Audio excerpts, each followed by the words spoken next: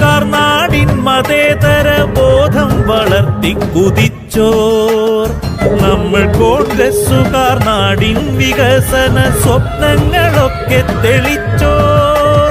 ഗാന്ധിയും നെഹ്റുവും പട്ടേലും ആസാദും ഓർമ്മയിൽ വന്നു പൂക്കുമ്പോൾ ജാതിഭേദങ്ങളില്ലാതെ സ്നേഹിക്കുവാൻ 3 വർണ്ണത്തിൽ നിറഞ്ഞോർ.